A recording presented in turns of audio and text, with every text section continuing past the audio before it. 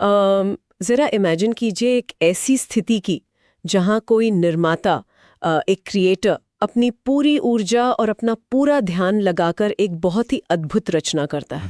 मतलब अपना सब कुछ झोंक देता है इस क्रिएशन में। बिल्कुल, वो उसमें अपनी जान फूंक देता है, लेकिन जैसे ही वो रचना पूरी होती है वो अचानक से जीवित होती है और फिर अपने ही बनाने वाले को खाने के लिए उसके पीछे दौड़ पड़ती है।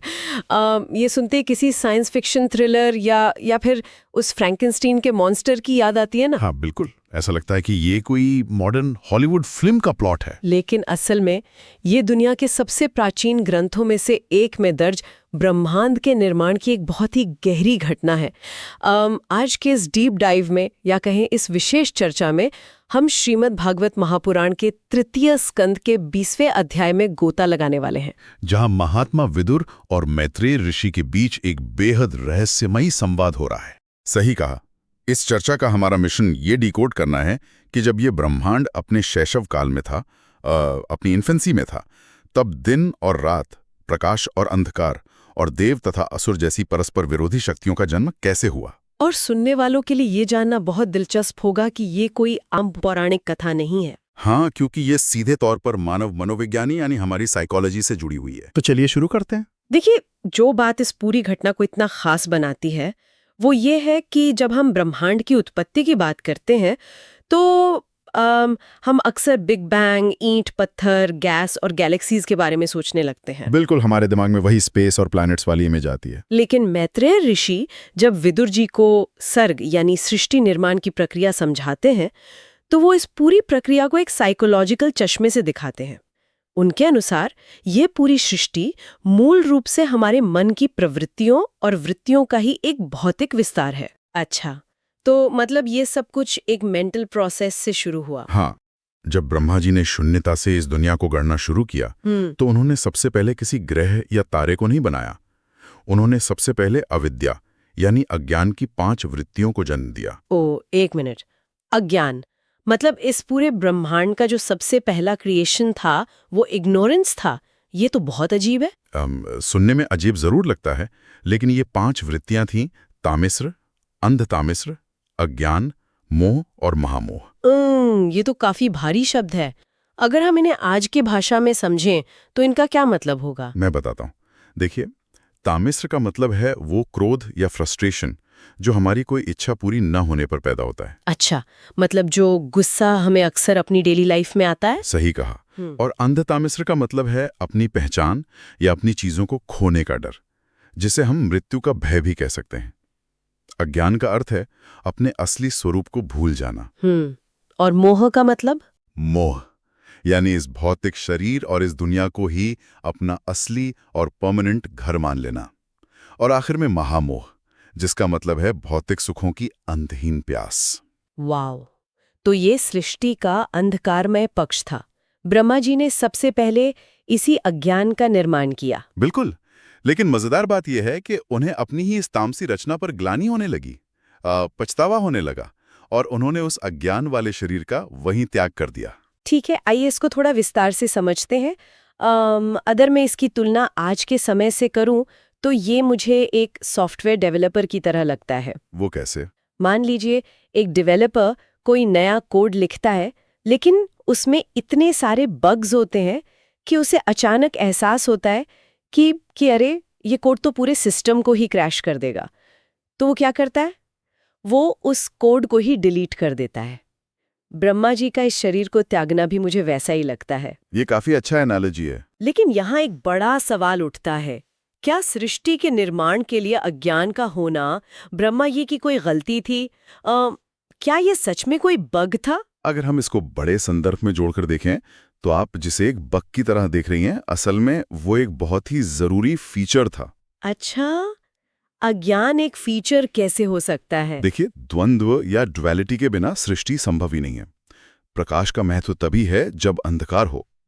इसे एक वीडियो गेम के फिजिक्स इंजन की तरह सोचिए। गेमिंग का उदाहरण बताइए। अगर किसी गेम में फ्रिक्शन या घर्षण ना हो तो क्या होगा? गेम के कैरेक्टर जमीन पर टिक ही नहीं पाएंगे, वे बस फिसल कर मैप से बाहर गिर जाएंगे।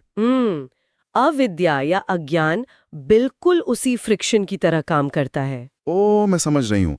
मतलब जब कोई विशुद्ध चेतना या आत्मा किसी भौतिक शरीर से जुड़ती है तो बिना मोह और अज्ञान के वो उस शरीर में टिक ही नहीं सकती। को इस भौतिक संसार के अनुभव से बांध कर रखने के लिए, उन्हें ग्राउंडेड रखने के लिए अविद्या की रचना करना सबसे पहली मनोवैज्ञानिक शर्त थी। क्या बात है। तो अज्ञान वो गोंद है जो हमें इस दुनिया से चिपका कर रखता है। मतलब बिना डार्कनेस के आप ये गेम खेल ही नहीं सकते। एकदम सही। लेकिन मेरा एक सवाल है, अगर ब्रह्मा जी ने उस शरीर को त्याग दिया, डिलीट कर दिया, तो वो डार्क एनर्जी गई कहाँ? क्योंकि आप इतने बड़े यूनिवर्स में किसी टॉक्सिक चीज को ऐसी तो कहीं नहीं छोड़ सकते ना। और यही से कहानी एक बहुत ही अप्रत्याशित मोड़ लेती है। इसके बाद जब ब्रह्मा जी निर्माण की प्रक्रिया में आगे बढ़ते हैं तो उनके भीतर काम और वासना का भाव पैदा होता है। वासना क्रिएशन के वक्त? हाँ, और उस तीव्र वासना की स्थिति में उनके शरीर के निचले हिस्से से, यानी जघन या कमर से, धुएं की तरह असुर उत्पन्न होते हैं। एक मिनट, असुर मतलब वो सींग वाले राक्षस जो हम माइथोलॉजी सीरियल्स में देखते हैं?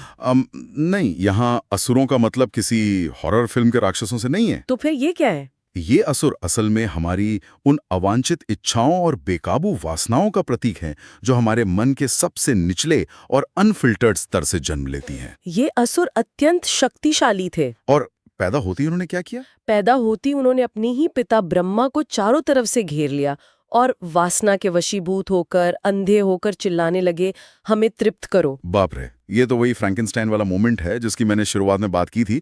लेकिन मुझे ये समझ नहीं आ रहा कि जो स्वयं विधाता है, जो पूरी दुनिया को गढ़ने की ताकत रखता है, वो अपनी ये बनाई चीजों से इतना खौफजदा कैसे हो सकता है कि उसे भागकर किसी की शरण लेने पड़े? इससे एक बहुत महत्वपूर्ण सवाल खड़ा होता है। देखिए, ऐसा इसलिए होता है क्योंकि जब भी आप किसी चीज का निर्माण शुद्ध वासना, स्वार्थ या तामसी प्रवृत्तियों से करते हैं तो वो ऊर्जा इतनी अनियंत्रित होती है कि वो अंततः अपने ही निर्माता को निगलने पर तुल जाती है। ओह, मतलब वो डिस्ट्रक्टिव हो जाती है। हाँ, असुरों का वो चिल्लाना कि हमें तृप्त करो, ये दिखाता है कि अवांछित इच्छाओं या अनकंट्रोल्ड डिजायर्स का नेचर ही ऐसा है कि वो कभी भरती नहीं है। ब्रह्मा जी इतने भयभीत हो गए कि वे भगवान नारायण की शरण में भागे। और यहाँ भगवान नारायण का क्या रोल है? नारायण यहाँ परम चेतना या हायर कॉन्शियसनेस के प्रतीक हैं। आकाशवाणी के माध्यम से नारायण ने उन्हें उस असुरों वाले शरीर को त्यागने का निर्देश दिया। अगर हम इसे आज के संदर्भ में देखें तो ये मुझे सीधे तौर पर हमारे मॉडर्न डोपामाइन लूप्स की याद दिलाता है। Dopamine loops? वो कैसे? जैसे कोई टेक कंपनी लोगों को जोड़ने के लिए एक सोशल मीडिया ऐप बनाती है, लेकिन उसका जो एल्गोरिदम है वो धीरे धीरे एक असुर बन जाता है।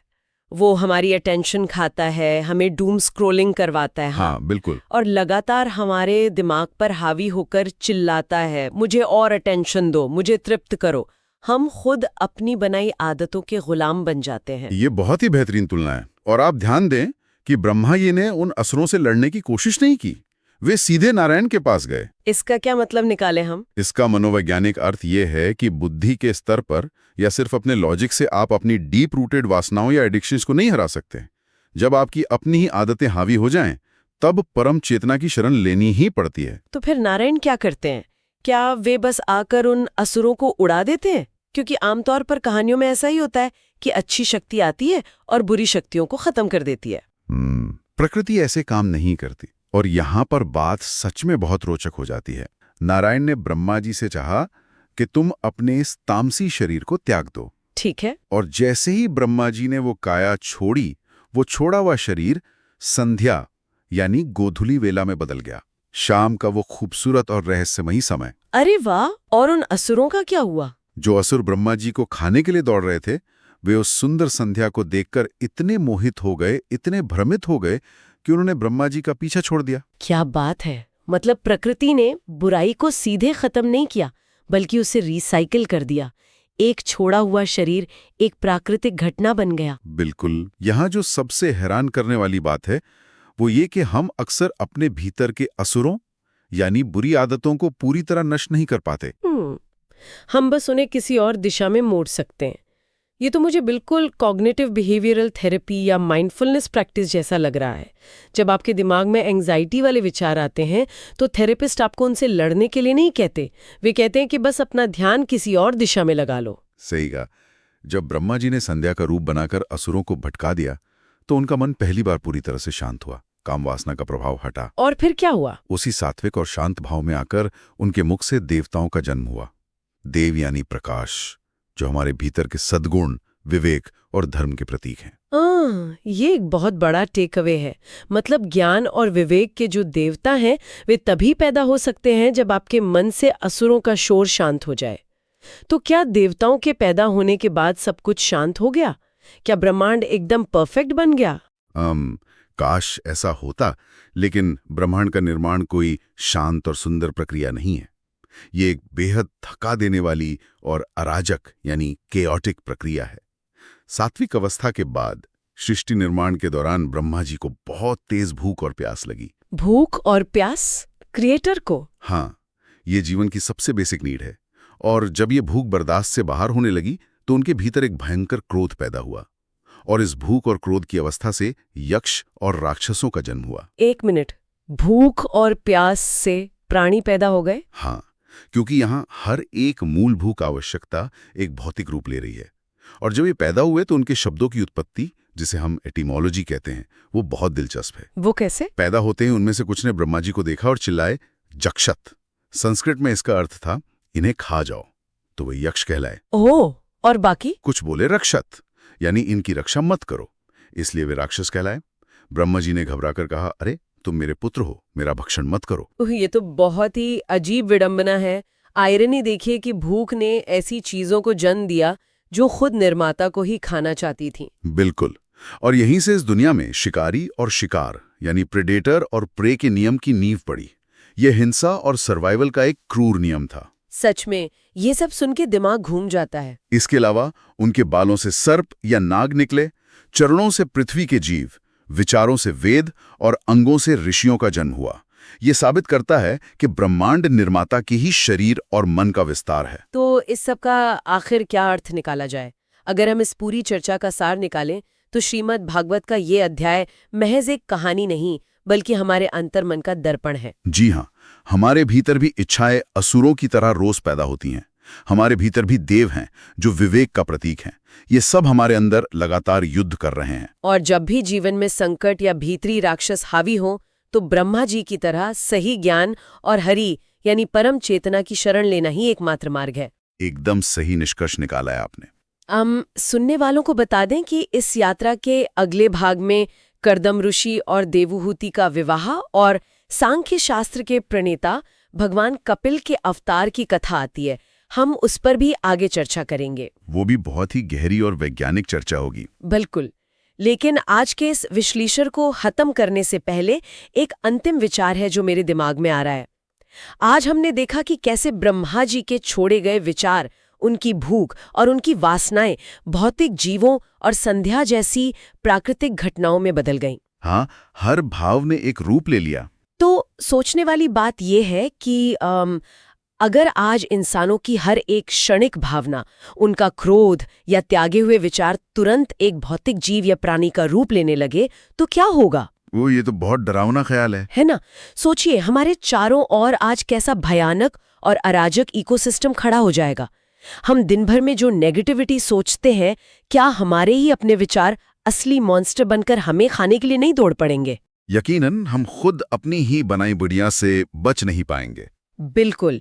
ऐसी उत्तेजक विचार के साथ क्या हम अपने भीतर क्या गढ़ रहे हैं, आज की ये वैचारिक यात्रा यहीं समाप्त होती है।